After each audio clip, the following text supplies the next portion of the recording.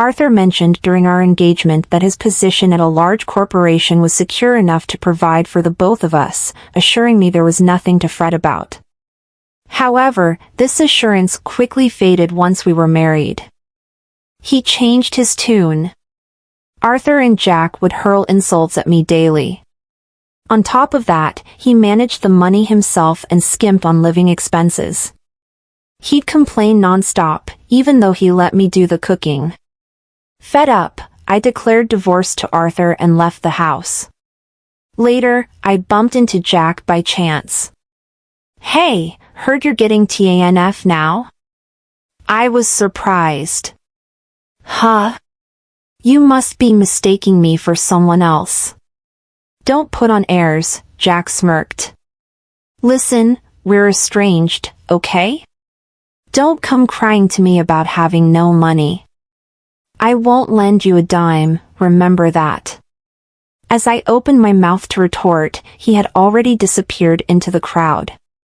I lowered my head, feeling the stares of passers-by. My shoulders shaking, I couldn't suppress my laughter. Poor thing, he knows nothing. I can't wait to see his reaction when he learns the truth.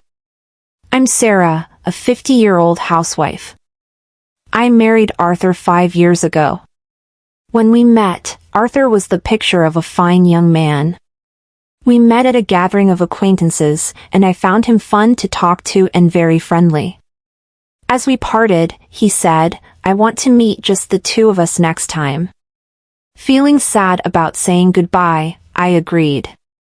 When we started dating, he mentioned having a son named Jack with his ex-wife, who was then in 5th grade. We dined together a few times. He was a bright and pleasant boy, just like his dad. A year later, on the night Arthur proposed, I took a leap and opened up. "You know, I live with my parents while working part-time, right? The company I joined right after graduating was a black company, and it wrecked my health." "Is that so?" "It was tough to quit too. I think long hours will be difficult for me in the future." Then Arthur smiled kindly. "Don't worry about it, just stay at home. Look, I work at a big company. I can work enough for both of us." Relieved by his words, I accepted his proposal. I was glad to have met a good man and believed we were starting a happy married life. I never imagined tasting despair in less than half a year. As we got used to living as a family of 3, Arthur and Jack's attitudes changed drastically. They started ridiculing my actions and words in a light tone. "Mom, are you bedridden again? Where's my sandwich?" Jack frowned discontentedly as he came into the bedroom before school. I had participated in weeding at a nearby park yesterday and felt ill. It was an unusually hot day, and I had felt unwell since the day before. I had asked Arthur, but he refused with an irritated look. Being a housewife must be nice, slacking off all year. I need my days off, you know. Let me rest, okay? Unable to get up the next morning due to pushing myself, I apologized to Jack. "Sorry, Jack, I couldn't prepare your sandwich, so buy one at the grocery store," handing him money. Jack grumbled, "Mom, can't you at least make a sandwich? You always take shortcuts with frozen food or leftovers. You're failing as a mom if you can't even cook." His words stung. "Don't blame Mom, Jack." Arthur joined in with a half smile as he passed the hallway. "Since you skimped on the sandwich, tonight's dinner must be lavish." "Oh, is that so? Then I'll look forward to it.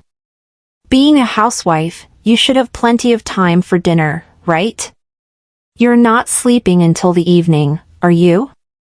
Make sure to clean thoroughly without slacking." The two of them nonchalantly laughed at my poor condition, dropping their insensitive lines before leaving, as if I could prepare a lavish meal lying in bed and staring at the ceiling. I let out a heavy sigh. I apologized to Jack. "Sorry, Jack, I couldn't prepare your sandwich, so please buy one at the grocery store," as I handed him money. Jack crumbled. Mom, can't you at least make a sandwich? You always take shortcuts with frozen food or leftovers.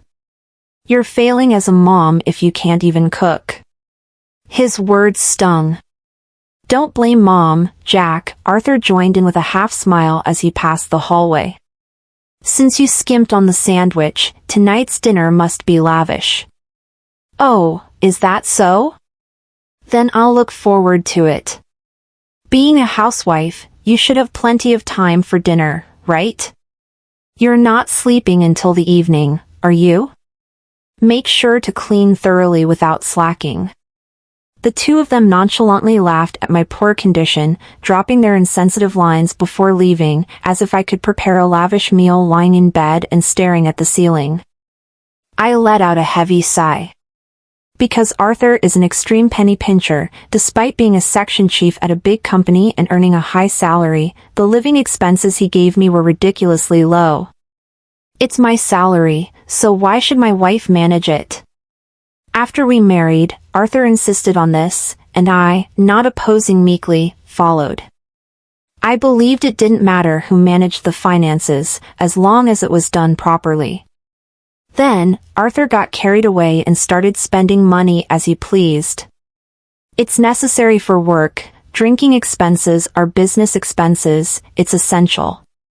Using such reasons as an excuse, he would buy expensive clothes and watches for himself but make a sour face even when I bought cheap snacks.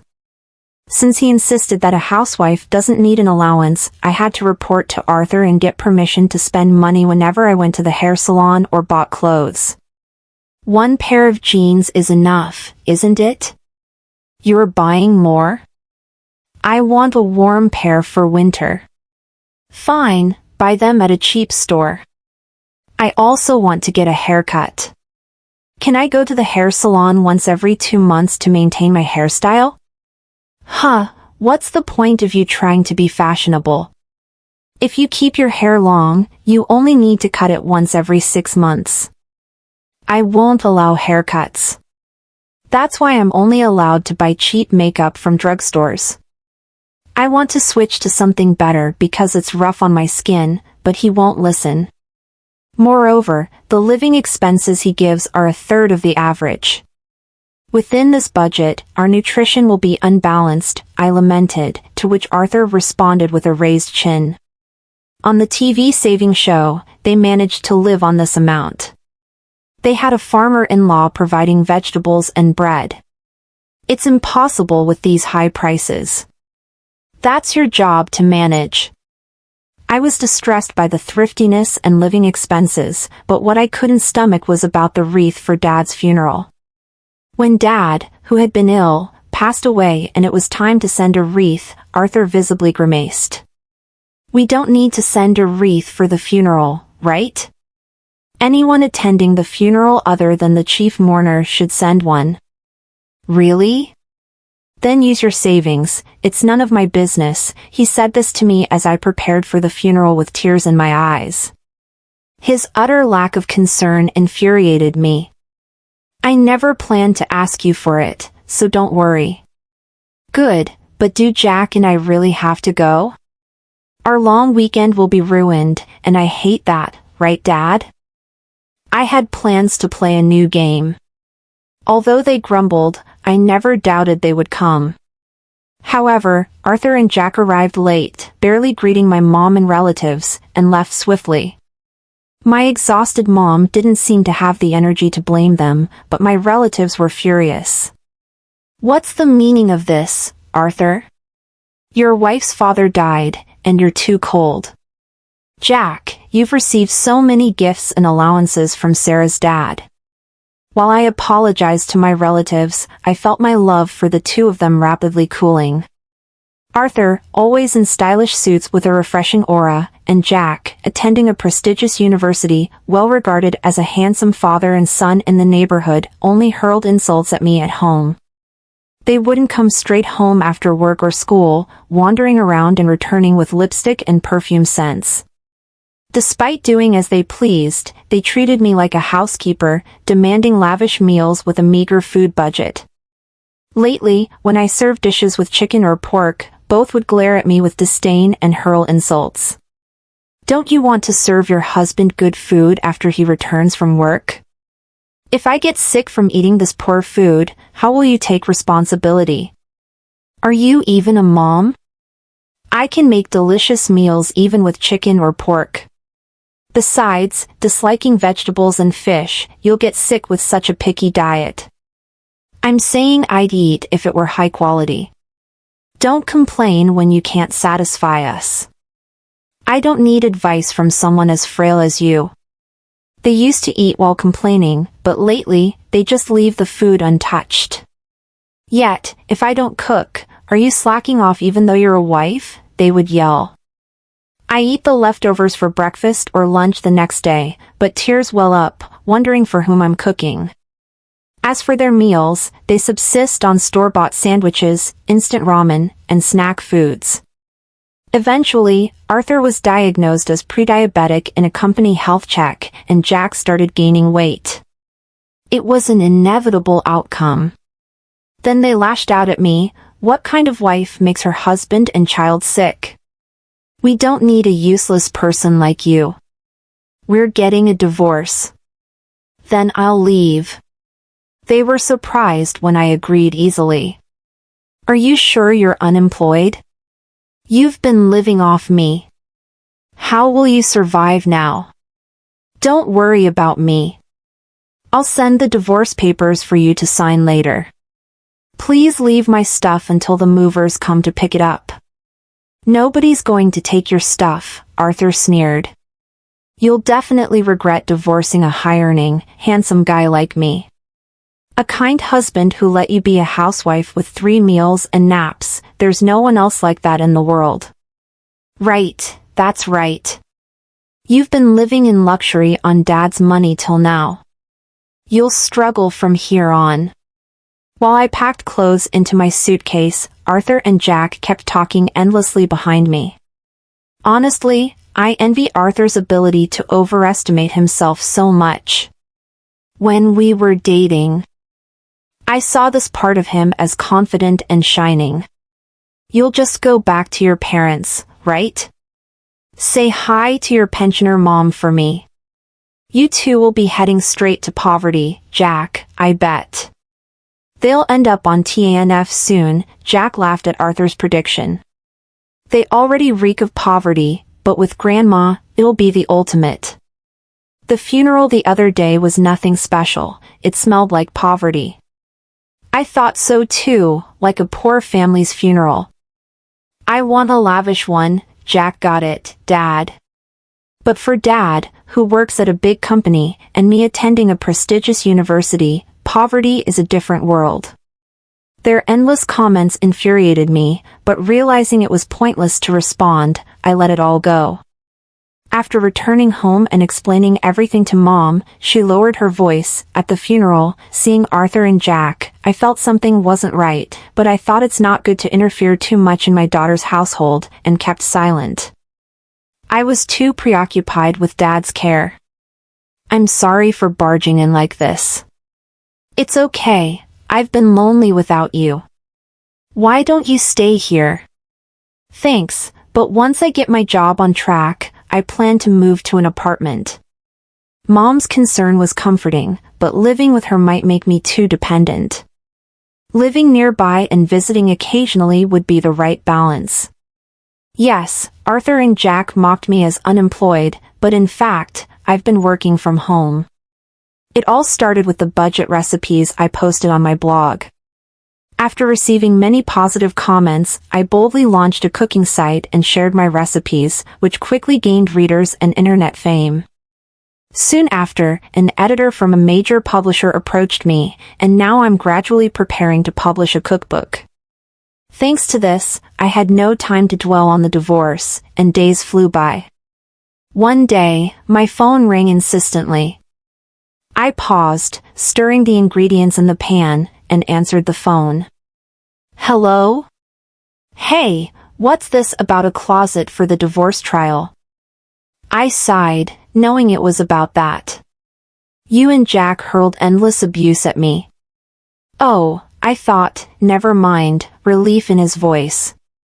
Arthur continued, I didn't cheat or anything, you know. What did you record me and Jack? Your memory alone won't cut it. I've noted everything in my diary. Try and claim it if you can. Really? Poor people and their obsession with money. You reek of frugality if you think you can get a deposit for the divorce trial. Go ahead. After his outburst, Arthur hung up. I finished cooking and visited a detective agency, requesting an investigation into Arthur's background. Soon, his affair with a subordinate was uncovered. The day after sending the two-shot photos and investigation report to his company, Arthur contacted me again. You spreading this at work is low. The angry manager reported it to the higher-ups, and now I'm fired. Oh, she was the manager's daughter, wasn't she? It's your fault for cheating, knowing they're strict about such matters, I continued, laughing. But you shouldn't have any trouble, right? With all the saving you did, you must have plenty of savings. Aren't you and Jack living luxuriously? Jack moved into a dormitory this spring because commuting was tough. Damn, I have prepaid dorm fees and apartment loans. My savings drained by that woman, she was two-timing me with a younger guy. Sounds tough for you, but it's none of my concern. Oh, and about the divorce trial deposit, I'll also take half the value of the apartment for distribution of property. When the invoice arrives, please transfer the full amount to my account. Arthur was yelling on the other side, but I hung up without a care. One day, while returning from shopping in town, I bumped into Jack. Dressed in his usual flashy fashion, with piercings all over his face and his attention-grabbing hairstyle, he was easy to spot from a distance. Seeing me, Jack raised his hand in greeting. Hey, heard you're getting TANF now? I looked puzzled. Huh? Who are you mistaking me for? Don't put on airs, Jack said, smirking. It's obvious where an unemployed old lady like you would end up if you had just obediently followed me and Dad. You'd still be living a comfortable life. It's pathetic, really. Angry, I couldn't help but retort. Receiving TANF is a citizen's right. Any one of us could need it someday due to illness or an accident. It's wrong to look down on that. Yeah. So you're saying you're receiving it too? Jack said, dismissing me with a smirk and pointing his finger at me. Listen, you and I are estranged. Don't come crying to me for money, remember that. As I opened my mouth to reply, he turned his back and disappeared into the crowd. I lowered my head, conscious of the stares of passers-by, shaking my shoulders. I couldn't help but laugh, it was just too ridiculous. Poor thing, he knows nothing. I can't wait to see his reaction when he finds out the truth. A few days later, I woke up and checked my phone to find an unbelievable number of missed calls from Jack. Reluctantly, I called back, and Jack shouted at me furiously. You deceive me, old woman. What are you talking about? I heard from a cousin you got 3 high-rise apartments from Grandpa's inheritance and are living a carefree life. Hiding that and getting a divorce is cowardly. That's my personal asset. Why should I have to tell you or Arthur? It's joint property. You should have done a distribution of property with Dad during the divorce. Unfortunately, it became mine after the divorce procedures, so I can't give it to Arthur officially. I knew from Dad's will that it would be mine, but I delayed the procedures until after the divorce because I didn't want to share it with Arthur. Then Jack shouted in frustration. A rich woman like you getting TANF, and I'll report you to the authorities right now. Feel free. It's not me, but Arthur who's receiving it. Jack fell silent. What I told you last time, it's not me. I explained, as if speaking to a child. Honestly, even without the inheritance, I can live well. I have income from the cooking site and book sales I started in secret. But Arthur, after spending all his money on his affair, had lots of payments piling up and was borrowing heavily. When his affair was discovered and he was fired, his income stopped. Are you listening? Dad's on TANF, and no way. I pulled the phone away from my ear as Jack screamed, waiting for him to calm down. I continued, you really didn't know anything. He's too proud to tell his son. According to relatives he begged money from, he's behind on his apartment rent, facing eviction, and now stays at home all day in an old apartment. If you're worried, why don't you contact him? There was silence on the other side for a while, then Jack said resentfully, you're cold-hearted, after all Dad did for you. You have no intention of repaying the favor. If you have money, you should give some to Dad. Why should I? Ever since our marriage, it's been nothing but unpleasant memories. I don't feel indebted, I stated coldly. If you're so concerned, why don't you, his son, lend him money? You're working part-time, after all. I don't have savings. The part-time pay goes to, hanging out with friends and stuff. Jack suddenly became evasive, and I smirked. You've been living quite lavishly for a student. Blowing money to hang out at clubs is not a good idea. How do you know that? The other day in town, I saw you from across the street. After we parted, you met up with a girl at a club and entered a brand store, arm in arm. Also, a club membership card was left at the house, and using my credit card for shopping without my permission is out of the question. Jack stammered in response, that's unfair. You got high-rise apartments from Grandpa. Why don't I or Dad get a share? This is discrimination. Yeah. The credit card bill will be sent soon. Make sure you pay it. Before I could finish, the call was disconnected. Sighing, I ended the call too. Just when I thought it was all over, a few months later, Arthur and Jack showed up at my parents' house without any notice. The doorbell rang incessantly, and when I answered, it was the two of them, expecting they came to borrow money. I let them into the house to avoid causing a disturbance in the neighborhood. Arthur and Jack, who until recently were so stylish, now appeared drastically changed, wearing wrinkled shirts and dirty trousers. Their eyes were lifeless and gaunt, but they still had the energy to be sarcastic. Entering the living room, Arthur looked around and sneered with a half-smile, same old house, huh? Why not sell one of those high-rise apartments and rebuild this place?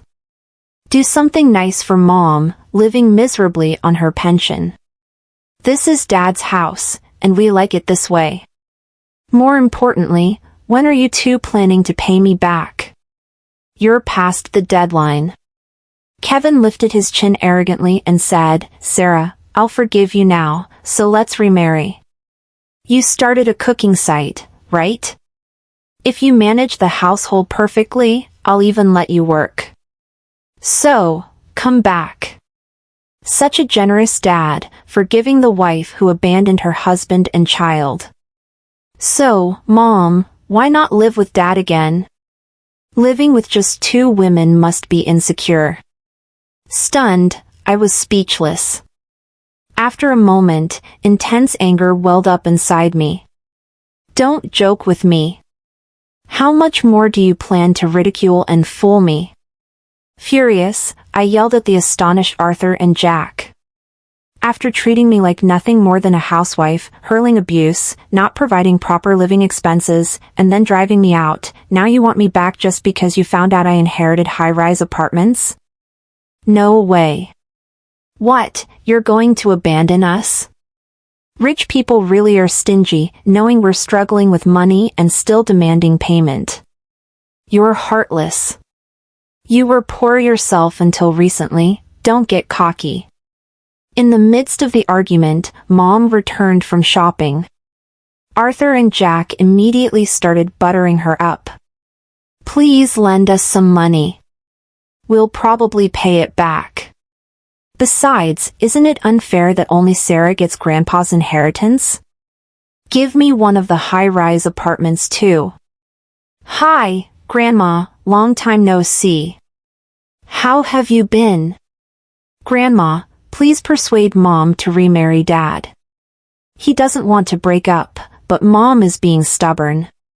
Mom, surprised at first, changed her expression upon hearing their lines. She placed her echo bag on the fridge's floor and let out a deep sigh. So shameless, both of you. What? I'm telling you to have some shame.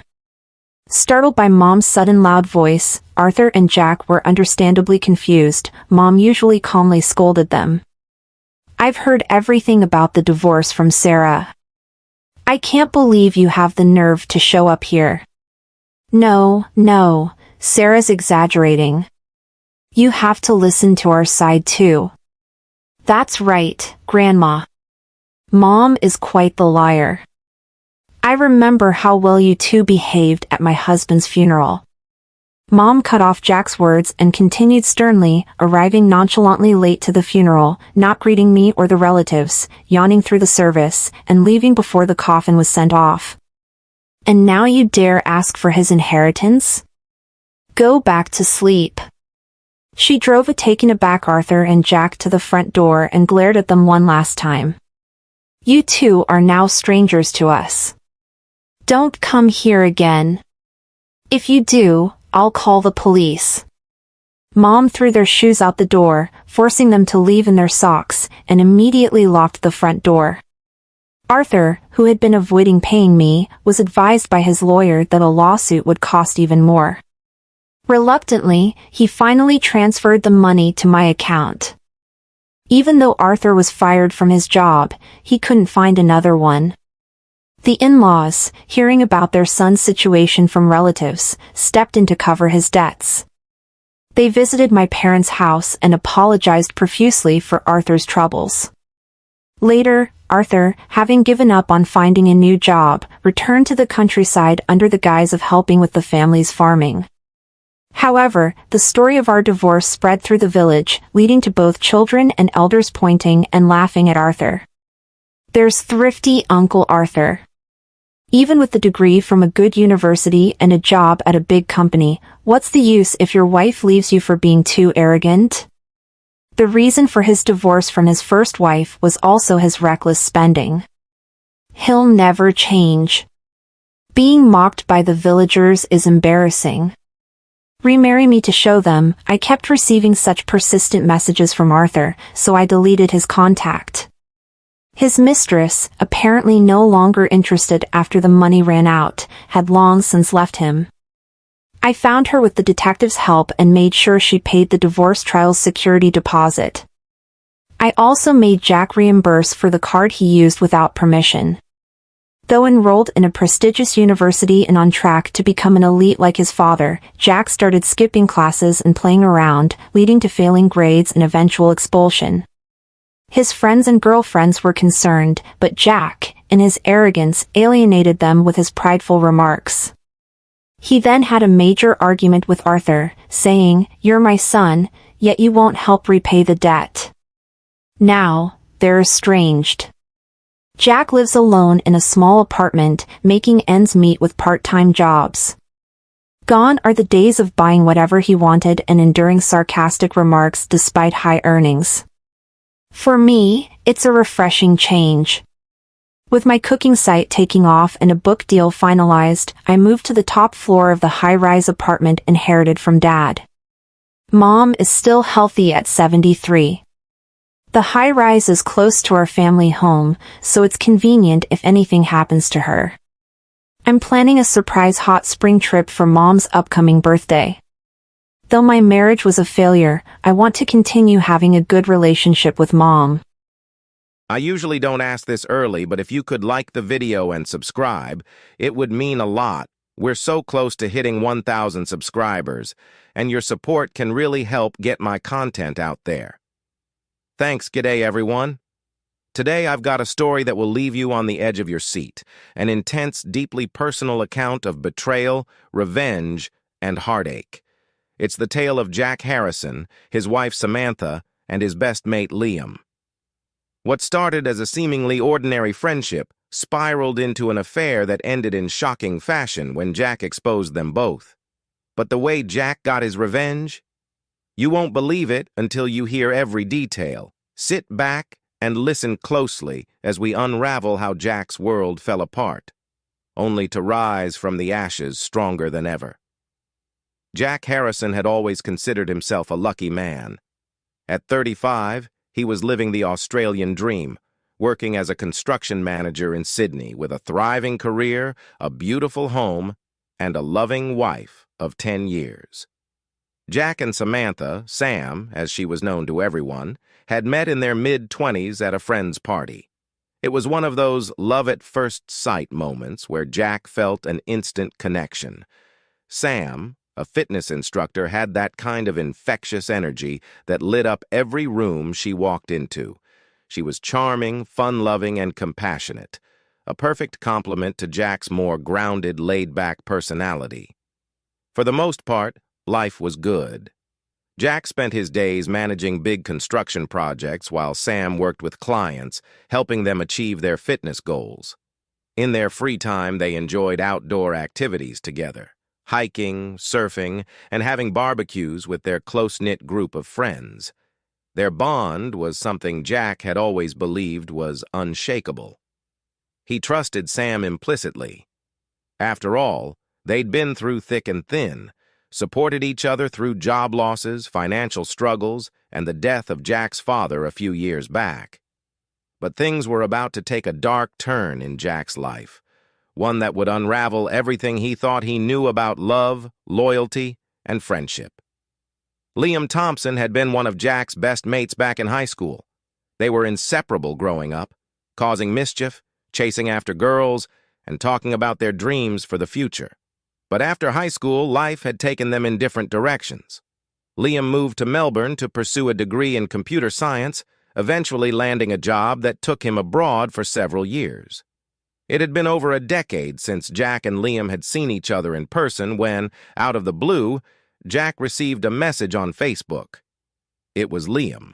He was moving back to Sydney and looking to reconnect with old mates. Jack was thrilled to hear from him.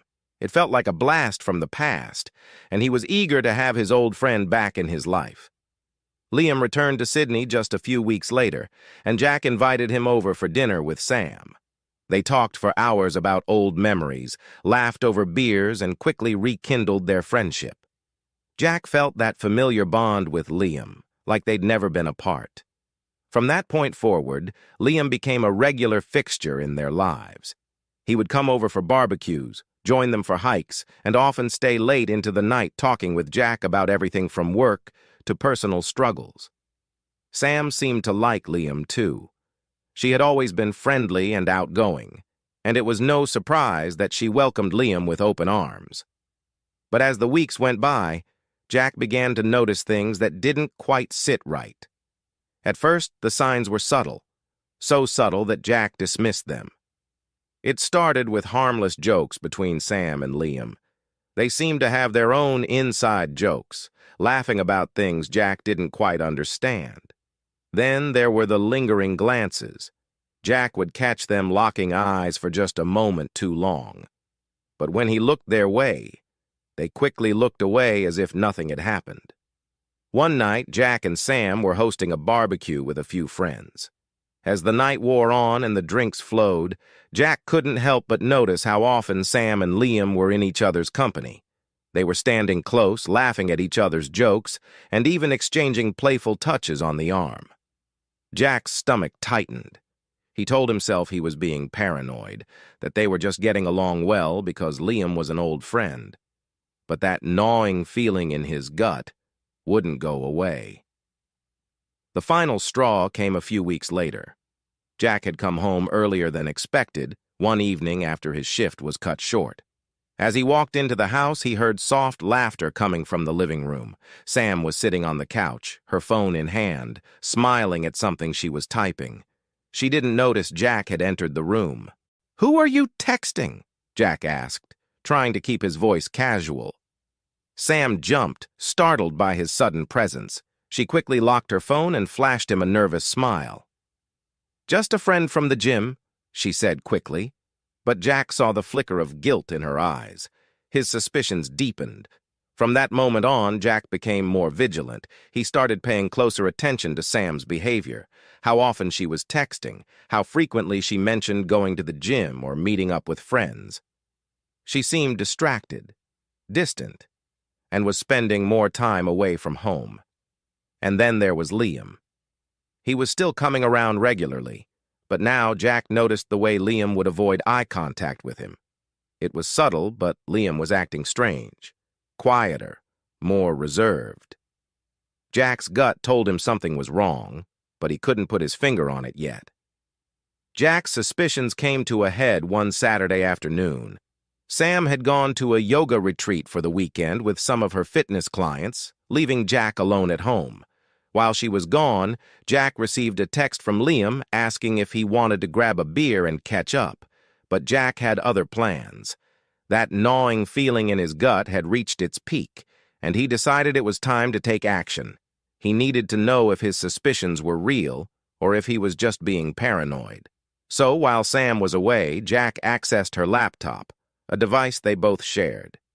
He knew she had synced her phone to the computer a few months back, and maybe, just maybe, there were traces of her messages on the device. Jack felt a knot tighten in his chest as he navigated to the messaging app. He wasn't sure what he'd find, but he was bracing himself for the worst. When the app opened, Jack's heart stopped. There it was, a string of text messages between Sam and Liam. His worst fears were confirmed. Jack's hands trembled as he scrolled through the messages. They were explicit, filled with details of secret meetups, late-night confessions, and promises to each other. It wasn't just a fling. It had been going on for nearly a year. There were photos, flirtatious banter, and most damning of all, declarations of love. "Can't wait to see you tonight, babe," Liam had written in one message. "I miss you so much." Jack's stomach churned with rage and disgust. These were the two people he trusted the most in the world, his wife and his best mate, and they had been betraying him behind his back for months. He had been blind, naive, and now it was all crashing down. But instead of confronting them immediately, Jack took a deep breath. He knew what he had to do. He was going to expose them in a way that would leave them no room to hide. Jack spent the next few days meticulously gathering evidence. He printed out every incriminating message, every photo, and every declaration of love between Sam and Liam. He documented everything, making sure that when the time came, he would be fully prepared. But Jack didn't want to just confront them in private. No, that would be too easy for them. They had humiliated him, deceived him, and shattered his trust. He wanted them to feel the full weight of their betrayal. He wanted their world to come crashing down the way his had. That's when Jack came up with the plan. He decided to host a neighborhood barbecue, the kind of gathering where all their friends and neighbors would be present. It would be the perfect stage for what was about to unfold. The day of the barbecue arrived. Jack acted as if nothing was wrong. He greeted guests with a smile, grilled burgers and sausages, and made small talk.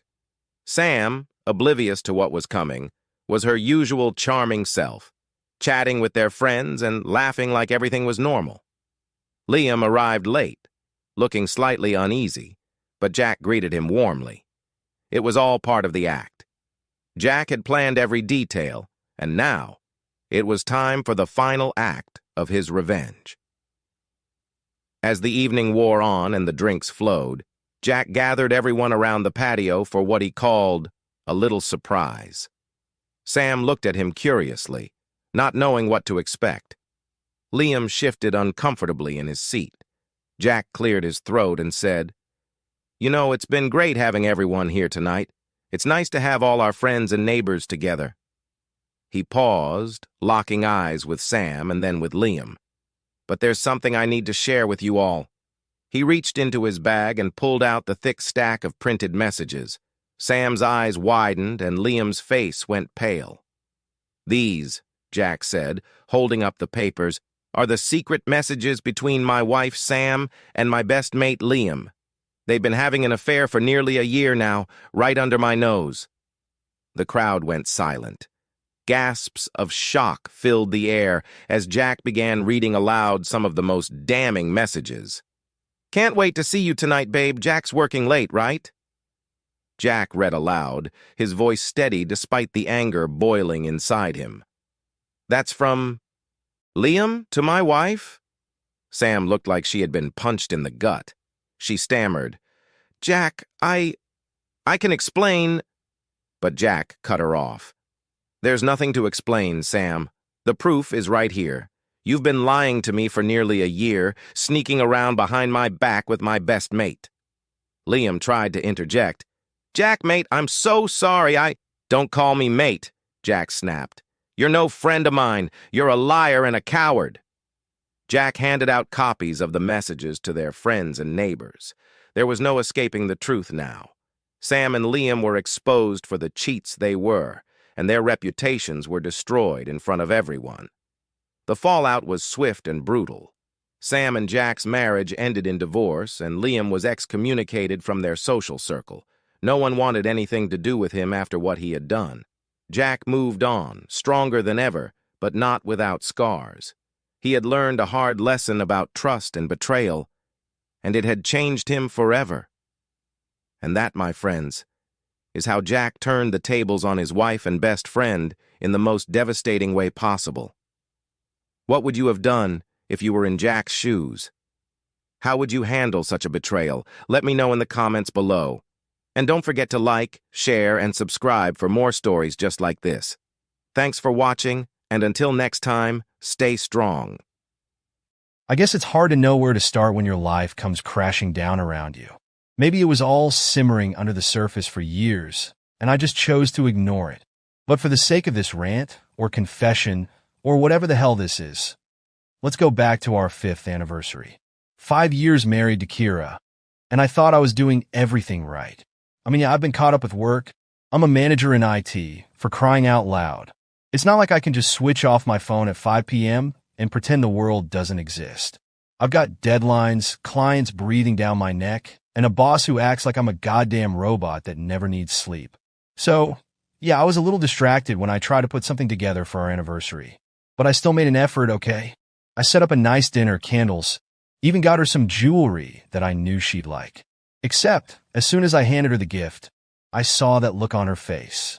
That fucking looked like I just spat in her drink. She barely even bothered to unwrap it before tossing it aside like it was nothing. "You don't get it, Trevor," she snapped, her voice dripping with that condescending tone that I'd gotten all too familiar with. "It's not about the gifts. It's about you actually being here with me for once." And that was it. That was the start of yet another argument. I tried to tell her, try to make her see that I was doing everything I could to make things work between us. But she didn't want to hear it. She just kept going on and on about how I was married to my job and how she felt like she was nothing more than a roommate. Hell, I was trying to keep my cool, but it all came spilling out how she never appreciated anything I did, how she always had to pick at every little thing. By the end, we were practically screaming at each other. Lucy, our so-called mutual friend who was hosting the party, was probably wishing she hadn't bothered to invite us. That night ended with Kira storming out of the house, leaving me standing there with a half-eaten cake and a room full of awkward guests trying not to stare. I don't know if I realized it then, but that was the first crack in what was left of our marriage. A couple of weeks later, I had to go on one of those last-minute business trips that seem to pop up whenever you least need them. I had no choice but to pack up and leave. Meanwhile, Kira was back at home, probably bitching to her little sister Mason about what an asshole I was.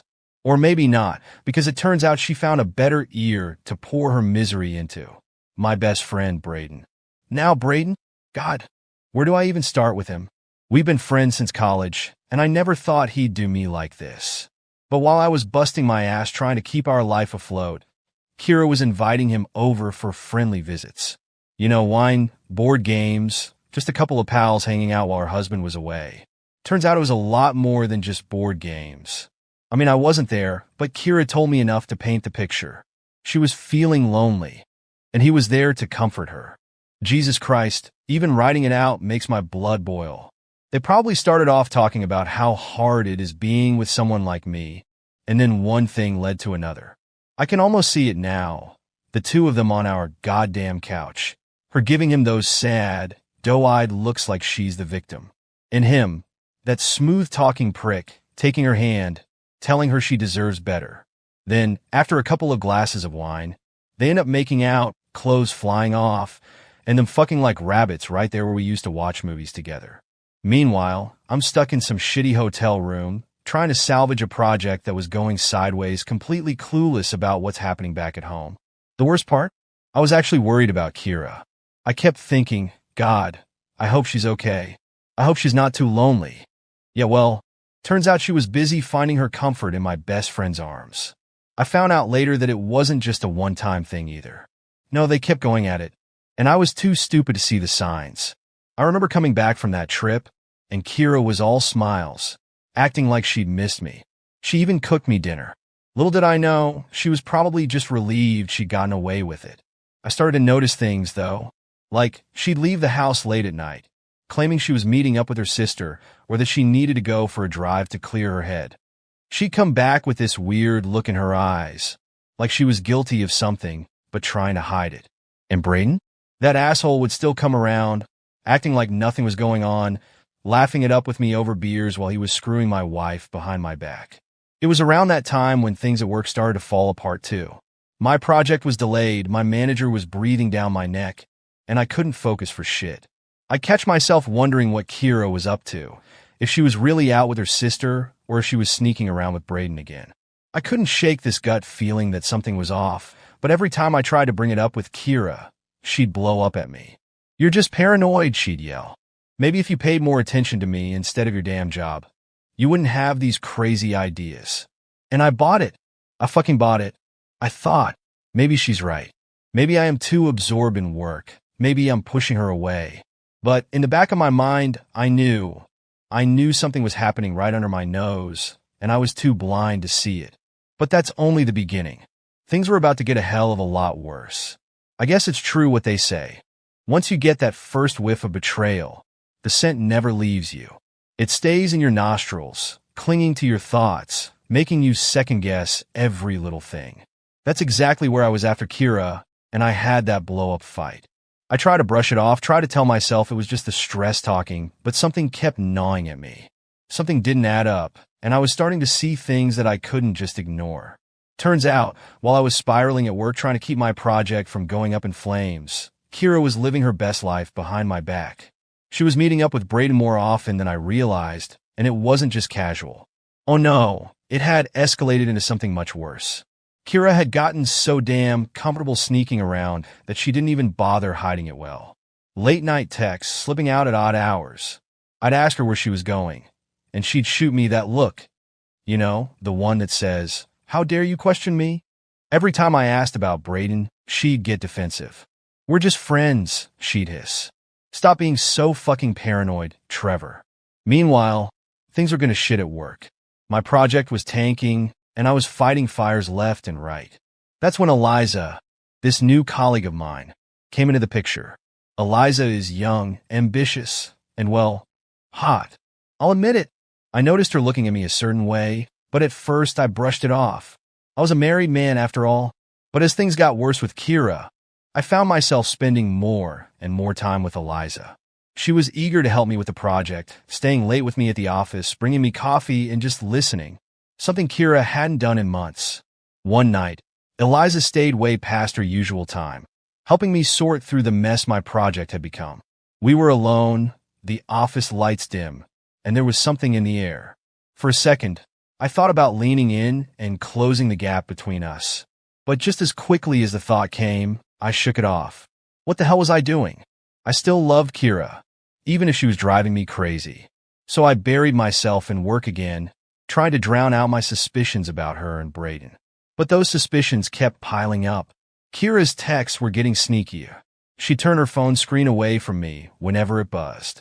One time, I saw the name pop up, and she tried to pass it off as some work thing. I'm not an idiot. I knew exactly who it was. That asshole Braden, still pretending to be my friend, was balls deep in my wife while I was trying to keep us afloat. One night, I came home earlier than usual, hoping to surprise Kira, maybe patch things up.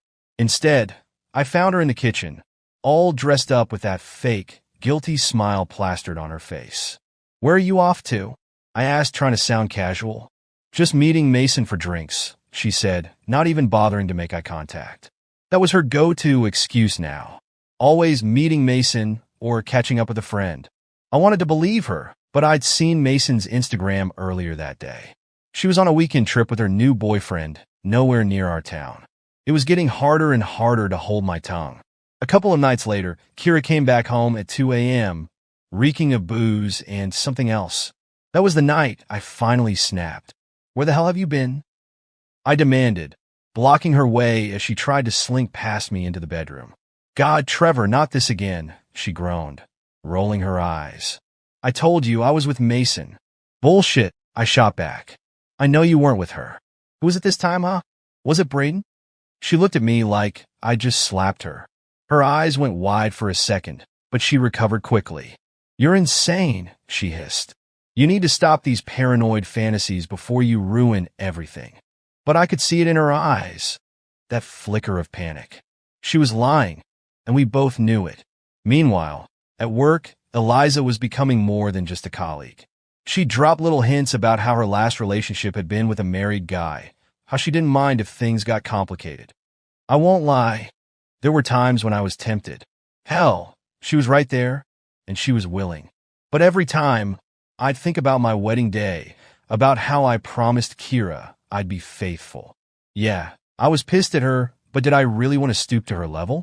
But Kira wasn't stopping. She and Braden kept meeting up. It wasn't just about sex for them anymore. No, they were having these deep conversations, connecting over their dissatisfaction with their lives. I found out later that he even cooked her dinner at his place, all romantic-like. Can you imagine? That piece of shit in his apartment, playing the perfect gentleman while I was too busy to notice the knife he was plunging into my back. And it wasn't just sex either. Kira started talking about how she felt alive again, like she was rediscovering herself. Meanwhile, she'd come home to me, drained, emotionless, like I was just some inconvenient chore she had to deal with. I could feel her slipping away, but every time I tried to get her to open up, she'd shut me down, accusing me of being too controlling, too focused on work. I confronted her again, this time after I'd seen a message pop up on her phone while she was in the shower. It was from Braden, something about last night being amazing. I felt my hands shaking as I read it. When she came out, towel wrapped around her, looking all innocent, I just lost it. "What the fuck is this, Kira?" I yelled, throwing her phone onto the bed. She stared at the screen, and for a split second, I saw the color drain from her face. But then, as if flipping a switch, she turned it back on me. "You're insane, Trevor. Why are you snooping through my phone? You're obsessed." "You're damn right I'm obsessed," I shouted back. "You're fucking Braden, aren't you? Just admit it." But she wouldn't. She dug her heels in, gaslighting me, twisting it all around until somehow I was the bad guy for spying on her. And the worst part? I almost believed her. While this was going down, Braden was having his own crisis. I heard from Garrett, his loudmouth friend, that Braden was second-guessing everything. Garrett had apparently told him to just go all in with Kira, consequences be damned. Little did they know the consequences were coming, and I was going to make damn sure they paid for what they did. You know that moment when everything clicks and you decide, fuck it, I'm done playing the good guy. That's where I was after that last blow-up with Kira. I had hit my limit. She'd been sneaking around with Braden, lying to my face, gaslighting me into thinking I was losing my mind. Well, if she was going to act like the marriage was over, then fine. I was going to make damn sure she felt the consequences of what she was doing. It all started with Julia. She was my neighbor. We'd known each other for a couple of years, but I never really paid her much attention until recently. I'd been hitting the gym a lot more, trying to clear my head, and that's where I ran into her.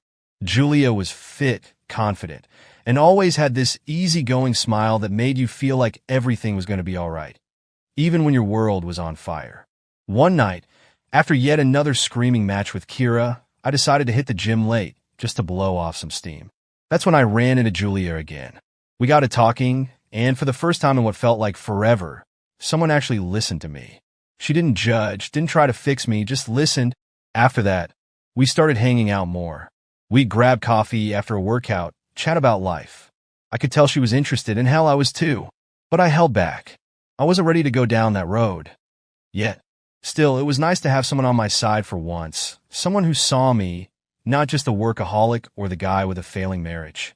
But the real turning point came after another fight with Kira. She was out again, probably with Braden, and I was sitting at home seething. That's when Mason, her younger sister, called me. She was checking in, seeing how I was holding up. Mason had always been the fun one, the one who'd laugh and joke around, unlike Kira's constant mood swings. I don't know what got into me that night. Maybe it was the whiskey, maybe it was the pin-up rage, but I invited her over. I told myself it was innocent, just a friend needing company. But when she walked through the door, I saw that look in her eyes, the same look I used to get from Kira back when we were happy. We started talking, and one thing led to another. Before I knew it, we were making out on the couch. I didn't stop her, didn't even hesitate.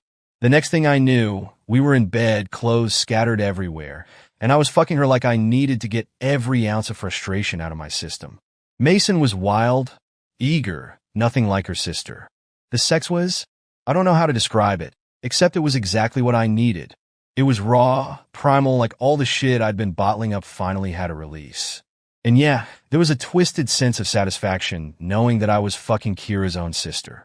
The next morning, Mason acted like nothing happened, slipping out of the house with a kiss on my cheek. And you know what? I didn't feel guilty. I felt free. For the first time in months, I felt like I had the upper hand. I decided to keep playing it cool, though. I met up with Braden for drinks a few nights later, acting like nothing was wrong. The asshole had no idea I had already fucked his wife's sister. He was going on about Kira, how they were connecting on this deeper level. I just smiled, nodding along, pretending I gave a damn, while secretly thinking about how I was going to fuck his world up next. That's when Savannah came into the picture. I met her at a party, one of those forced social gatherings with our mutual friends. Braden's wife. She was gorgeous, way too good for a prick like him. I noticed the way she looked at me, a bit too long, a bit too curious. I was pissed, drunk, and desperate for a distraction. So when she started talking to me, I leaned into it. We slipped away from the party, finding ourselves in one of the spare bedrooms.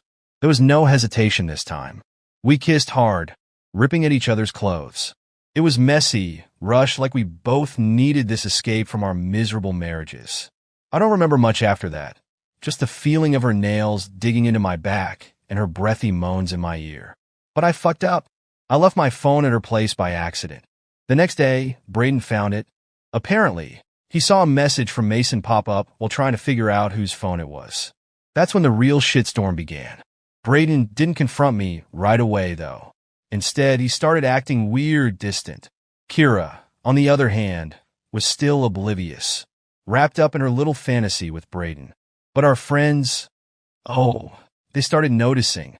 Lucy, that nosy psychotherapist friend of ours, kept poking around, trying to get me to talk. Is everything okay, Trevor? You seem different. Yeah, no shit, I was different. I was in the middle of a goddamn war, trying to take down my cheating wife and her douchebag lover without getting caught myself. But the house of cards was starting to shake. Kira finally got a hint that something was up when a message from Mason accidentally got forwarded to her instead of me. She went ballistic, storming into the living room while I was sitting there trying to watch TV. "What the fuck is this?" she screamed, shoving her phone in my face. I just shrugged. "I don't know. Why don't you ask your sister?" That shut her up for a second. But then she came back swinging, accusing me of being the cheater, the one who was ruining our marriage. I just laughed in her face. "Oh, please, Kira, don't act all high and mighty. I know all about you and Braden." Her face went white, then red, then white again. She tried to deny it, but there was no use. We were both caught in this tangled mess, too deep to untangle without tearing everything apart. And the thing is, I wasn't done yet. If Kira thought she could walk away from this mess without paying for what she did, she was dead wrong. Because I still had one more card up my sleeve, and I was going to make sure she never saw it coming. You ever reach that point where you just stop caring about anything? Like, it doesn't matter what happens because everything's already fucked? That's where I was when Kira found that text from Mason on my phone. I'd gotten sloppy, sure, but at that point, I honestly didn't give a damn. I came home late one night, exhausted from everything. The mess at work, the bullshit with Kira, and trying to juggle my own affairs on the side. I guess I'd forgotten to delete the message Mason sent me after our last little rendezvous. Something stupid like, "Last night was wild, we should do it again sometime." Kira was waiting for me in the living room, her face red, hands shaking as she shoved my phone in my face. "What the fuck is this, Trevor? You've been fucking my sister?" I didn't even flinch. I was done playing the part of the guilty husband. "Yeah, well, maybe I got tired of waiting for you to come back home after your late-night fuck sessions with Braden." That's when the screaming started.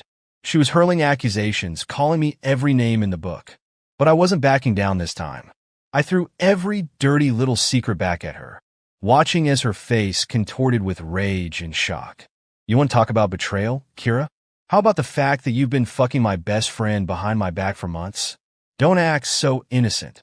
Her jaw dropped, and for a second I almost felt bad. Almost. But then she came back swinging, denying it, calling me paranoid, telling me that I was the reason she had to look elsewhere for attention. That was the last straw. I snapped, shouting so loud I thought the neighbors might call the cops. She stormed out of the house, slamming the door so hard it rattled the windows. But did I chase after her? No. Let her run off to Braden. I was done trying to fix this mess. A couple of days later, we both ended up at one of Mark's parties. He's the clueless friend who's always trying to bring people together, even when they clearly shouldn't be in the same room. Kira showed up first, putting on that fake smile like nothing was wrong. I came in later, and the second I walked through the door, I could feel the tension crackling in the air. We kept our distance, not saying a word to each other. But our friends weren't stupid. Sophie, one of Kira's co-workers, kept hovering around her, asking if she was okay. I could see it in Kira's eyes. She was cracking, barely holding it together. Meanwhile, I was nursing a drink in the corner, trying not to punch something every time I saw Braden's smug face across the room. That's when Daniel, Braden's younger cousin, pulled me aside. We'd gotten kind of close recently, mostly because he was the only one who seemed to notice that everything was falling apart around me. "You all right, man?" he asked, handing me another beer. I just shrugged. "What's the point, you know? She's been fucking Braden behind my back. I'm just biding my time before I burn it all down." Daniel looked like he wanted to say something, but held back. Finally, he sighed. "Listen, Trevor, I've seen the way Braden looks at her. I didn't want to believe it, but maybe it's time you confront him. Get it all out in the open." He was right, of course, but part of me was still holding out for the chance to catch them red-handed, to have that satisfaction of throwing the evidence in their faces. Little did I know, Kira and Braden were still sneaking around, getting off on the thrill of not getting caught. I heard from Garrett, that loudmouth idiot Braden calls a friend, that they were still meeting up, sneaking into hotels late at night like a couple of horny teenagers. It was almost pathetic, but what really got me was hearing how Kira was gushing to Braden about how he made her feel alive. The same shit she used to say to me. Meanwhile, I was playing my own game. I had Daniel go talk to Braden, to put the fear of God in him. Daniel caught up with him at the gym, casually bringing up Kira to see if he'd slip up. Apparently, Braden turned pale as a ghost, stammering his way through some bullshit excuse. That's when Daniel told him, "Trevor's not stupid, man. He knows. You better come clean before it's too late." But Braden didn't listen. He kept sneaking around, thinking he was slick. So, I decided to take matters into my own hands. I caught up with Braden in a parking lot one night after hearing from Daniel that he was planning another one of his little meetups with Kira. I confronted him, and the look on his face was priceless. He tried to deny it at first, but when I pressed him, he cracked. "Trevor, listen, it's not what you think," he stammered, backing up as I got in his face. I didn't mean for it to happen." "Bullshit," I spat. "You knew exactly what you were doing. You were fucking my wife behind my back, and now you're trying to act like it's some big misunderstanding." He tried to apologize, tried to make excuses about how Kira was unhappy and how he was just trying to comfort her. But I wasn't buying any of it. The rage that had been boiling up inside me for months finally exploded. I swung, and my fist connected with his jaw. The next thing I knew, we were on the ground, fists flying, both of us too far gone to stop. It wasn't until some bystanders pulled us apart that I realized I had blood dripping from my knuckles and Braden's face was a mess. As they dragged me away, all I could think was this isn't over. Because it wasn't. I was going to make sure they both paid for what they did. Kira, Braden, all of them. If they thought they could humiliate me, destroy my life, and walk away without a scratch, they had another thing coming. But the worst part, even after everything that happened, I knew this was just the beginning. The secrets were out, but the fallout, that was going to be brutal. You know that feeling when everything around you is falling apart, and all you can do is watch. That's where I was after the brawl with Braden. My knuckles were still bruised, my body ached, but the worst part was knowing that nothing was going to get better. In fact, things were about to get so much worse. I came home that night, still high on adrenaline, half expecting Kira to be gone. But no, she was there, sitting on the couch with a look that was somewhere between rage and desperation. As soon as I walked in, she was on me, yelling about how I'd humiliated her, how I was turning into the monster she'd always feared. "Are you fucking serious, Kira?" I shouted back, slamming the door behind me. "I'm the monster? You've been screwing my best friend behind my back for months, and now you want to play the victim?" She threw up her hands, tears streaming down her face, but I was too angry to care. "I only did it because you pushed me away, Trevor. You were always at work. You never had time for me. I was lonely, damn it. Lonely." I laughed bitterly. "So that's your excuse? You were lonely, so you just jump into bed with Braden? That's how you solve problems? By fucking the one person I thought I could trust?" She tried to spin it, to justify it, but all I heard were excuses. Every word out of her mouth was just another knife in my back. Finally, I just walked away, leaving her standing there crying, like somehow that would change everything. But I was done listening to her bullshit. Meanwhile, Kira was turning to her old childhood friend, Rebecca, for comfort. I found out later that she'd met up with Rebecca at some cafe, crying her eyes out like she was the victim in all of this. Rebecca, bless her heart, tried to be supportive, but didn't hold back either. "Kira, I get that you were unhappy," Rebecca told her, according to what I heard later. "But cheating? With Trevor's best friend? Do you even understand the damage you've done?" Kira, of course, played the sympathy card, talking about how unfulfilled she felt, how she needed something more than I could give her. Rebecca didn't buy it. She basically told Kira she was being selfish, that she should have just divorced me if she was so unhappy. But Kira had to have it all. The marriage, the affair, the excitement. It was like she didn't want to let go of anything, even if it meant destroying everything in the process. As for me, I couldn't focus on anything. Work was slipping, deadlines were coming at me like bullets, and I was stuck in a fog. That's when Ethan, my boss, called me into his office. "Trevor, I don't know what's going on with you, but you've got to pull it together," he said, looking at me like I was some lost puppy. "I need you on your game, but you're distracted. Fix whatever's going on at home, or it's going to start affecting your job." That was the last thing I needed to hear. I was already drowning, and now I had the added pressure of potentially losing my job on top of everything else. But the thing was, no matter how hard I tried, I just couldn't focus. Every time I sat down to work, all I could think about was Kira and Braden fucking behind my back while I was too stupid to see it. Braden, meanwhile, was having his own breakdown. After our fight, he started avoiding everyone, even Kira. He was so eaten up with guilt that he decided to meet up with her one last time to end things. He told her they couldn't keep going like this, that it was too much. But Kira wasn't having it. "I need you, Braden," she pleaded, probably trying to pull the same manipulative bullshit she used on me. But for once, it didn't work. He walked away, leaving her alone, desperate and confused. But of course, Kira wouldn't let it go. She reached out to him, begging for one last night together. And like a fool, he agreed. They met up at some shitty hotel, thinking they were safe. I don't know what went down exactly, but all I know is Braden came out of it looking more broken than before. He finally told her they had to stop, that they couldn't keep destroying people's lives for their own selfish bullshit. I came home one night after another shitty day at work, just wanted to collapse in a bed, and there she was, Kira, standing in the middle of the living room with a half-packed suitcase. "What the hell are you doing?" I asked, my voice flat, drained of all the anger I used to feel. She turned to me, eyes red, and for the first time, I saw real pain there. "I can't do this anymore, Trevor. I've been lying to myself.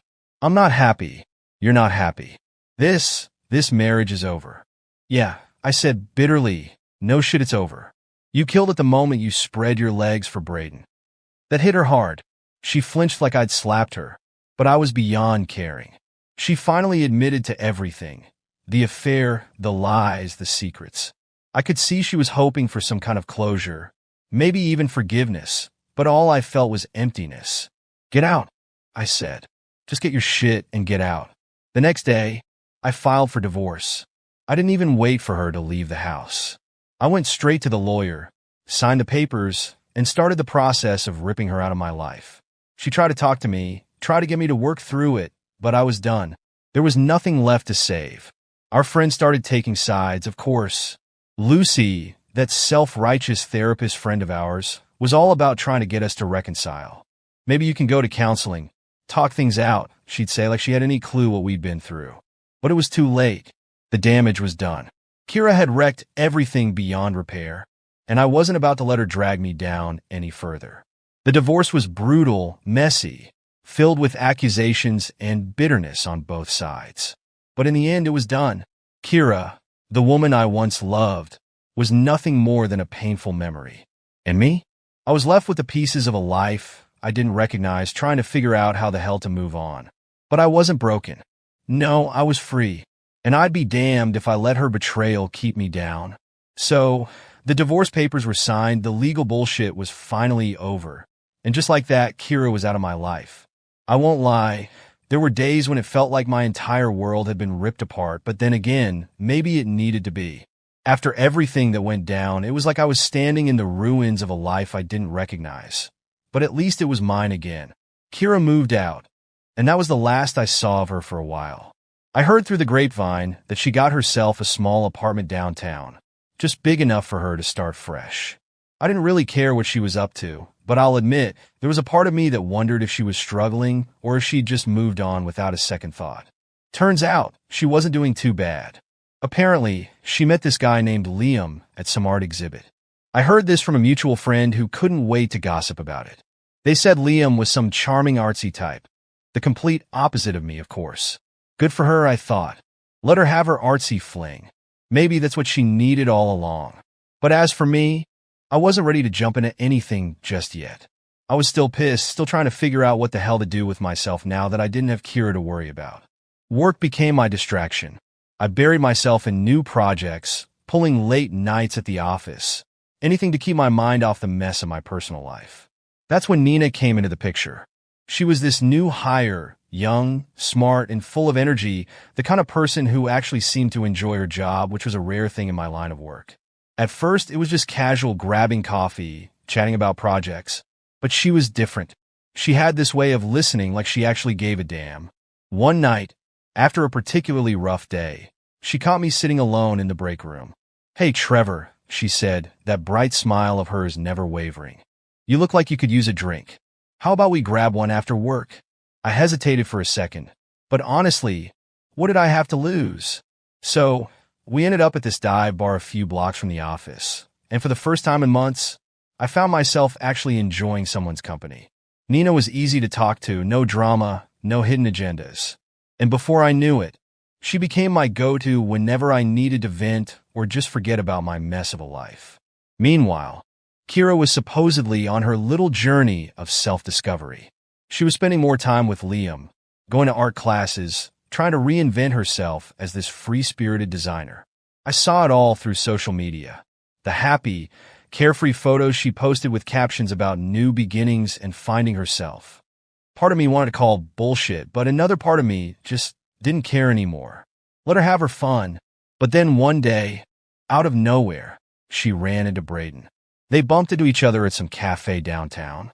I wasn't there, obviously, but I heard about it through one of our mutual friends who seemed way too interested in keeping me updated on Kira's life. From what I heard, it was awkward as hell. Kira confronted him, finally getting that last bit of closure she needed.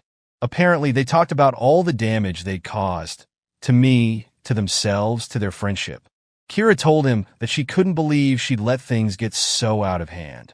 Braden, in his usual half-assed way, tried to apologize, but the damage was done. They went their separate ways after that, both looking like they'd been hit by a truck. As for me, things with Nina were different. I wouldn't call it a relationship. Not yet anyway. But it was something. She was there for me in a way that Kira never was. We started spending more time together, not just at the office, but outside of it too. She'd come over, we'd cook dinner together, watch shitty movies, and for once, I felt like I could breathe again. One night, after we'd spent hours just talking, she looked at me with those big, understanding eyes and said, "You've been through a lot, Trevor. But you're not your mistakes. You're allowed to be happy, you know." I don't know why, but that hit me hard. Maybe it was because for so long, I've been telling myself that everything was my fault, that I'd driven Kira away, that I deserved all the shit that had happened. But with Nina, it was different. She made me feel like I could actually have a future, something better than the train wreck my life had become. Kira, on the other hand, seemed to be doing okay with Liam. They were practically inseparable, and I started to hear less and less about her through our mutual friends. Good for her, I thought. If she found someone who could make her happy, more power to her. But me? I was done trying to fix everyone else. It was time to focus on me. In the end, we both moved on in our own ways. Kira and I finally sat down to talk one last time, just to clear the air. No screaming, no accusations. Just two people who had once loved each other trying to understand where it all went wrong. "I'm sorry," she said, tears in her eyes. "I never meant to hurt you." "I'm sorry too," I replied, but honestly, I didn't know if I meant it. Maybe I was just tired of holding on to all that anger. We shook hands, exchanged a few awkward goodbyes, and that was it. The last chapter of our messy story finally closed. Now, it's just me and Nina. We're taking it slow, no labels, no expectations. But for the first time in a long time, I actually feel hopeful. I've started setting new goals at work, taking on projects I actually care about. Hell, I even signed up for a gym membership. Kira's out there with Liam, trying to make a new life for herself. Good for her. I hope she finds whatever the hell she was looking for. But as for me, I'm done looking back. It's time to move forward. Because sometimes, the only way to start over is to burn everything down and build something new from the ashes. Welcome to Lost Relation Chronicles. In today's story, a disillusioned woman divorces her husband of 17 years and goes on to increase her body count, only to end up regretting her choices. My name is Ronald, and I'm 51 years old. My ex-wife, Kathy, is 47. We have two sons. One is 18, and the other is 19. I work at a consulting firm where we help with financial investments. I make good money, but I have to work hard for it. Let me tell you about my ex-wife. She's beautiful and was a wonderful wife for 17 years. She took care of our kids, planned our holidays, and was the star at family gatherings. I've always tried to be a good provider for my family because, as a husband, I believe that's my responsibility. I've spent many hours in the office and traveled thousands of miles to make sure my family has the best and can enjoy a great life. My wife was beautiful, and she took good care of her appearance. She worked out regularly, and I supported her by paying for her breast implants and some facial procedures, including regular Botox shots. As beautiful as she is, my wife isn't very skilled in areas that don't relate to her strengths, like car repairs, household tasks, and financial matters. She excelled in finding the best dresses and where to get them, which made her happy. There were occasions when she became frustrated and irritable if things didn't go her way. But one thing is certain, she loves our kids deeply. After our 16th wedding anniversary, things didn't go very smoothly. The COVID-19 pandemic had a major impact on the global economy. My income decreased, and when income goes down, spending logically should too. But my wife had a different perspective. She was unhappy because she couldn't go shopping for new clothes or meet her friends during the pandemic.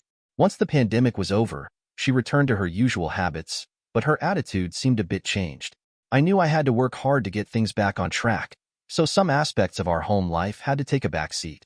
My wife started using TikTok to pass the time at home, and surprisingly, she gained a significant fan following on the platform. Over time, my wife grew more distant from me. I tried to spend time with her, but she preferred making TikTok videos and sharing updates about her day. I watched her videos occasionally, and I started to have concerns. Her videos became darker in tone, discussing freedom and women's oppression. In one video, she praised Mia Khalifa for her ability to collect wedding rings and keep Tom Brady on his toes, which raised more worries for me. I had a conversation with Kathy that I'll never forget. She asked for a divorce, and I was shocked. It felt like all those years of love and togetherness were falling apart. I asked her why she wanted a divorce, and she said she didn't feel loved and thought we shouldn't be together because we were incompatible. She mentioned that she didn't think we looked good as a couple anymore. I realized I hadn't had time to work out due to my demanding job, and I'm not particularly athletic. Over time, I had gained some weight. I never saw my wife as a trophy to be paraded, and I never imagined I'd be discarded just because I didn't look good next to her after 17 years of marriage. I cried all night and felt lost about what to do. I offered to get in better shape, but she declined and said that she needed to feel loved and wanted to explore the world. I warned her that she had never tried to do things on her own in years and that she might face challenges she wasn't prepared for. I told her that she should reconsider and understand that, at the age of 47, the world outside the security of her home could be tough. Kathy didn't change her decision. I called my sons and told them about their mother's decision. They were also shocked and expressed their concerns for her well-being. We're worried because there have been several incidents where Kathy tried to do things on her own. For example, she once filled the car with vegetable oil instead of engine oil, which cost me thousands of dollars to get fixed. So, you can see why we're so concerned about her. I tried my best to change Kathy's mind, but she had set her heart on the path to freedom and love. The thought of checking if she was cheating on me did cross my mind, but I chose not to investigate further because I knew it would only increase my pain. I sat down with my lawyer and asked them to prepare the divorce papers. Kathy and I never had a joint account, so most of my money was in a trust for my son's education and potential business ventures. I didn't have a substantial amount of money in my personal account. I paid Kathy a significant sum by selling our home, and she was fine with it. I've reached a point where I've decided not to waste any more time with Kathy. I've come to understand that my intense desire to make her happy may have played a role in her decision to leave, and I'm ready to focus on the next chapter of my life. Kathy and I got divorced. The day we met at the court, I asked her one last time if she understood the consequences of her actions. She replied that she was there for her freedom and would soon be soaring high in the sky. After our divorce, Kathy moved to a new apartment that she leased, while I continued with my life and eventually bought a small apartment. A few days later, one of my colleagues, Maria, asked me out for dinner, and I agreed. Over the next few weeks, we started dating. Maria was an intelligent and good-looking woman. Meanwhile, Kathy continued with her video content. One day, I stumbled upon a video where Kathy was explaining why she got divorced. She mentioned that she didn't feel loved, and after 17 years of marriage, she wanted to explore and find love. Many of her followers cheered and left approving comments. When I checked these followers, I noticed that most of them were middle-aged women. It seems that like-minded people tend to come together. I had a feeling that Kathy would soon come to understand what it means to be single, and I didn't have to wait long for it to happen. In one of her videos, she expressed her concerns about managing daily tasks like taking out the garbage, changing a light bulb, and ensuring her car was serviced on time. In her next video, she explained that she was now looking for a date and even shared her Tinder profile and asked people to right-swipe her. She mentioned that she would choose who would be lucky enough to date her. I was disgusted and didn't expect her to go to such lengths. A week later, there was another video where she was explaining why her new boyfriend is now her ex-boyfriend. She explained that her ex-boyfriend was interested in only getting in her pants. She was giggling, and it seems that even though she got pumped and dumped, she did not find that disgusting. The very thought that the mother of my kids is now being pumped by Tinder simps. In just a few days, she returned with another video, stating that men were only interested in one-night stands with her. She also laughed about her experiences with 2 or 3 night stands. It seemed like her standards were falling rapidly, akin to the fall of Enron stocks. On the other hand, my relationship with Maria was going strong. We planned a trip for Memorial Day with my 2 sons and went out as a family. I didn't inform Kathy because I felt that she no longer deserved to be with us. My sons posted some of our pictures together on Instagram, and Kathy saw them. It seems she didn't like what she saw. Her comment on the pictures, saying, "I gave birth to you, and always remember that," didn't sit well with her kids. My younger son disliked her comments and removed them. A day later, she went on a rant on TikTok, expressing how she didn't feel loved and how she hadn't been given the opportunity to work outside her home. She even mentioned that she felt like a prisoner in her own home and how she felt oppressed after her kids were born, having to take care of them full-time. She continued by saying how I had accumulated a lot of money and hadn't shared it with her. She mentioned that she felt nearly broke and believed she had been betrayed in the divorce. She cried and talked about spending Memorial Day alone, watching other people with their families. I guess Chad and Tyrone were busy with their families and left Kathy alone. Yes, I made a lot of money, and I worked hard for it. I earned that money for the sake of my kids and my ex-wife. Kathy chose to leave behind a life of luxury and paid the price, even though she had been warned about the consequences. In her next video, I saw that she had a black eye.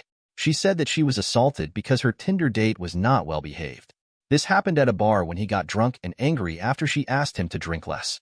The police arrested her Tinder date. She said she'd stop online dating and only date people she meets at local shopping centers, hoping to find gentlemen who would ask her out. I have doubts about gentlemen approaching a 47-year-old woman for a date, but simps would surely approach her only for a pump and dump session. I've proposed to Maria, and we are getting married. My sons approve and are happy for me. I've kept Kathy unaware of it because I didn't want to interact with her. Now, she's nothing more than a cheap source of entertainment for me. A few days later, I saw Kathy dance on TikTok in her undergarments, and I guess a lot of people had a treat. A day later, one of my colleagues asked me if my ex-wife okay, and if she has any mental issues.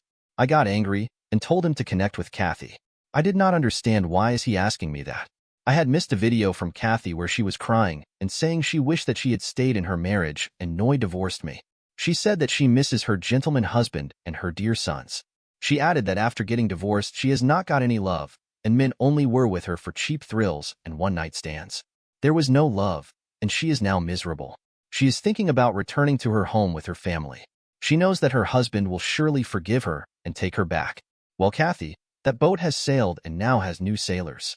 You made your bed outside the safety of your home, now better sleep in it. I warned you. I reminded you and pleaded with you, but you were adamant and hell-bent on searching for your so-called love and freedom. Your disillusion made you crazy. Your so-called followers made you feel like you made a great choice. When you were gone, I got a great partner and found real love. You, on the other hand, were just adding to your body count. All the best, and I hope you don't even dream of coming back to me. I am an investment expert, not a junkyard dog.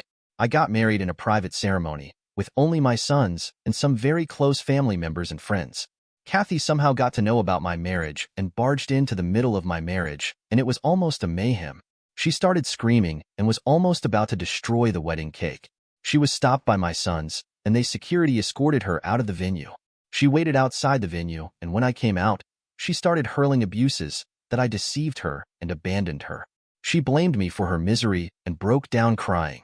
She got up again and was about to throw a stone on Maria when my younger son caught her hand and stopped her. My elder son called the cops and she was arrested. I almost burst out laughing when I overheard someone talking about Kathy's actions at my marriage and described her as a level 47 Karen. We later got a restraining order against her, and I hope that will keep her away from us. It has been 6 months and I am on a vacation with Maria in Paris. Life is good.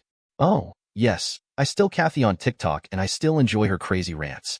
Dear listeners, please share your thoughts in the comments section below and don't forget to like, share, and subscribe. Hi, I'm Jenna, a 30-year-old mom trying to balance the joys and chaos of raising 2 energetic toddlers.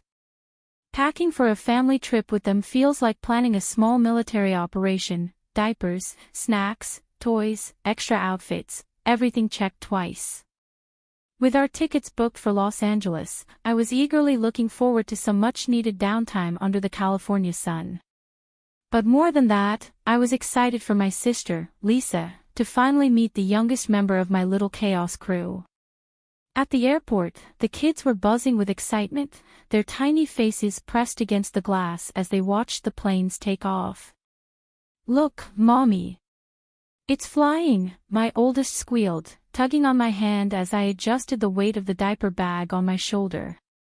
"Yes, buddy, we're flying too," I replied with a smile, though my back was already aching under the strain of our carry-ons. Jacob had gone to get our boarding passes, but he was taking an unusually long time. When he finally returned, he wore a sheepish expression that didn't bode well. "I got us checked in, but there's something I need to tell you," he muttered, avoiding my eyes. My stomach tightened. "What is it? Don't tell me there's an issue with the tickets." No, he stammered. You and the kids are all set in economy, but I upgraded myself to business class. His words hit me like a ton of bricks. You did what? I couldn't hide the disbelief in my voice as I stared at him, waiting for some explanation that might make this make sense. I've just been feeling really stressed lately, and I thought the extra space would help me relax, he said, his voice trailing off as he saw my expression. You're going to relax in business class while I wrangle 2 toddlers in economy? I demanded, my voice trembling with a mix of hurt and rising anger. He tried to explain that it would be better for everyone this way, but even he didn't seem convinced. You mean better for you? I shot back, the weight of handling everything alone suddenly feeling unbearable.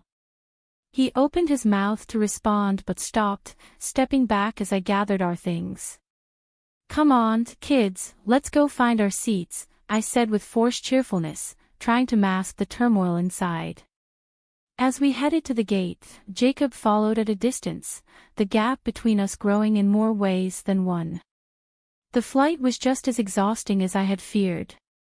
Juggling a squirmy 3-year-old and a teething 1-year-old in the cramped space of economy was a true test of patience and endurance.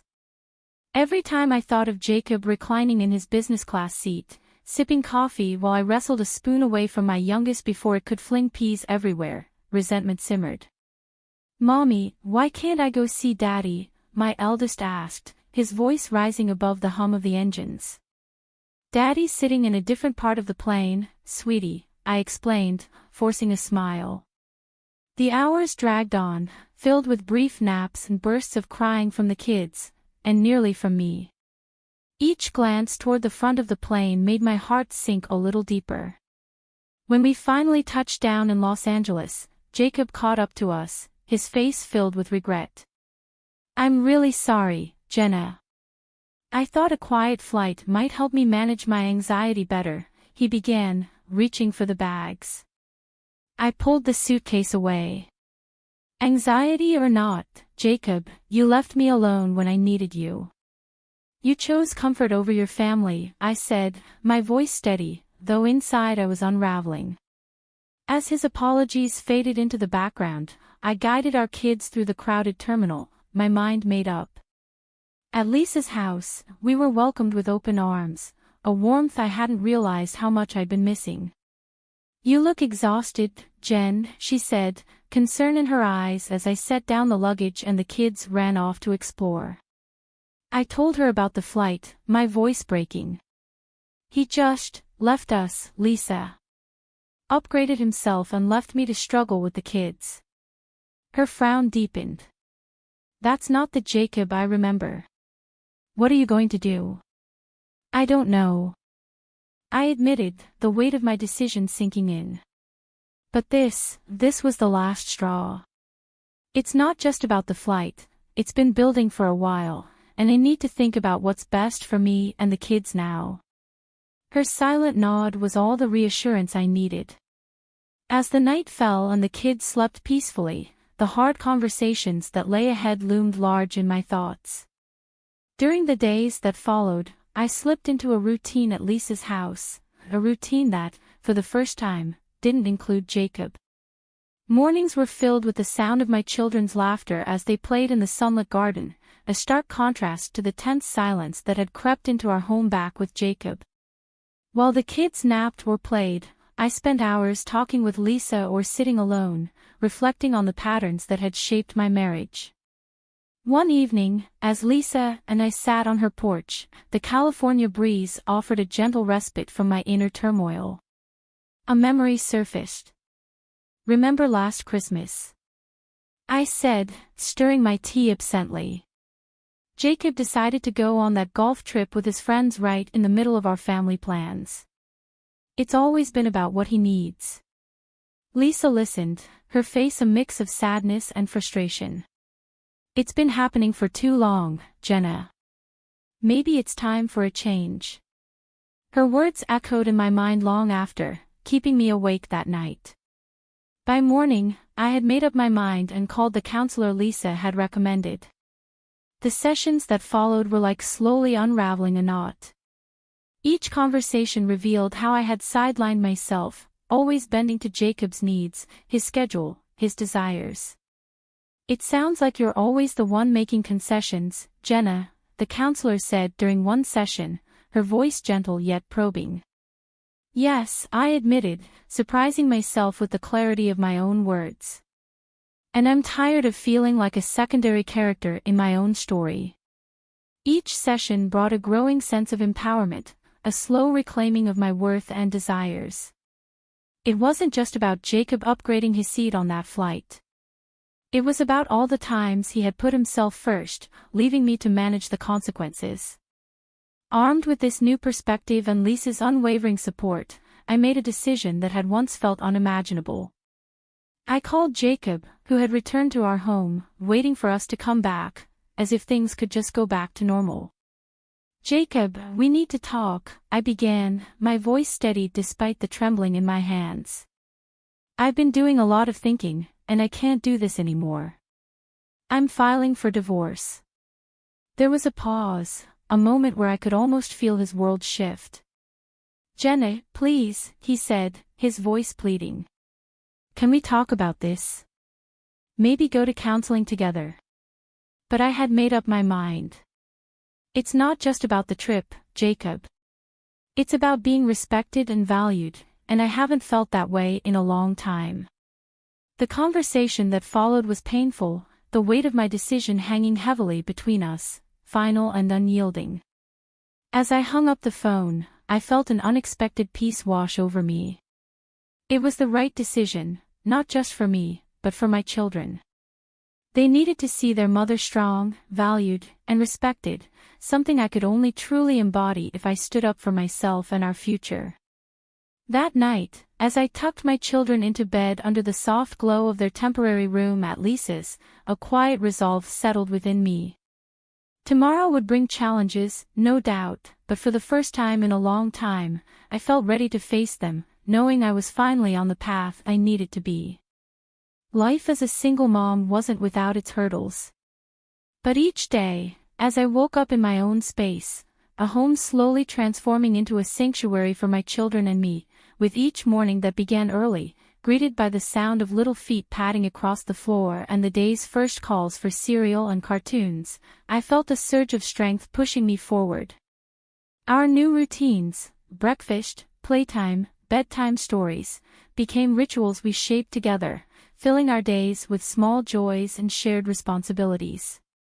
Co-parenting with Jacob brought its own set of challenges, a delicate dance of boundaries and compromise that often tested my resolve. The first few exchanges were stiff, thick with unspoken regrets and what-ifs. But as the weeks turned into months, a structure started to form, one that allowed our children to love both of us without feeling caught in the middle. "Can I bring this to Daddy's house?" my eldest would ask, holding up a toy or a book. "Of course," I'd reply, my heart squeezing with the bittersweet reality of our new normal. It was important to me that they felt connected to both of us, despite the distance and the changes in our family. Jacob and I found a way to communicate that focused entirely on the well-being of our kids. We set up regular meetings to discuss everything, from school events to health concerns. There should be consistency in the routines between both homes, I proposed during one of our discussions, and to my relief, Jacob agreed.